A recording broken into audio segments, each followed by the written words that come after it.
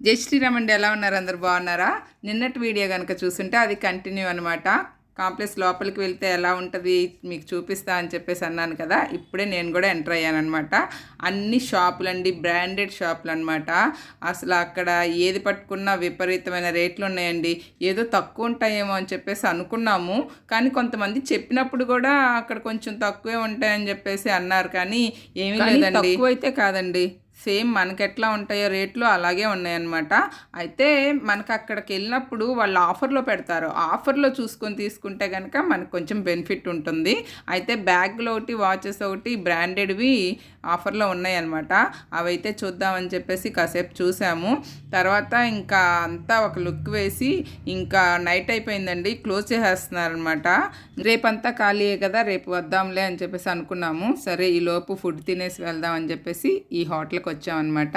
ఇక్కడ చిన్ని 2-3 ఆర్డర్లు పెట్టింది స్నాక్స్. అవి తింటూ మళ్ళీ కూడా మ్యాంగో స్టిక్కీ రైస్ కూడా ఇక్కడ ట్రై చేద్దాం అక్క, మళ్ళీ ఇంక ఇంటికి వెళ్ళిపోతున్నాం కదా, ఇంకా ట్రై చేసే అవకాశం ఉండదు, మళ్ళీ రేపు మార్నింగ్ అంటే మనం అది తినలేమని చెప్పేసి మ్యాంగో స్టిక్కీ రైస్ కూడా ఆర్డర్ పెట్టిందనమాట. కాకపోతే వీళ్ళు క్వాంటిటీ ఎక్కువ ఇచ్చారండి, అంత ఇస్తారని మాకు తెలీదు. 3 ప్లేట్లు చెప్పేసరికి ఎక్కువైపోయింది. మా బుడ్డదేమో ఫ్రైడ్ రైస్ కావాలని చెప్పేసి అడిగింది. సరే తనకి ఫ్రైడ్ రైస్ ఇచ్చేసాము. మా స్టిక్కీ రైస్ అయితే వచ్చేసినాయి. అయితే మామూలుగా స్టిక్కీ రైస్ని కొబ్బరి పాలతో ఉడికిచ్చేసి విడిగా అయితే మనకి ఇవ్వలేదు. ఇక్కడ ఏంటంటే కొబ్బరి పాలతో ఉడికించిన విడిగా కూడా కొబ్బరి పాలు చిన్న కప్పులో ఇచ్చారు.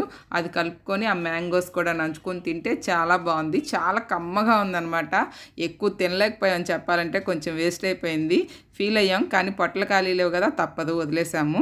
ఇంకా అక్కడ నుంచి కూడా లోపల నుంచి బయటకు వచ్చే ప్లేస్ ఇదంతా కూడాను చాలా బాగుందండి చూడడానికి.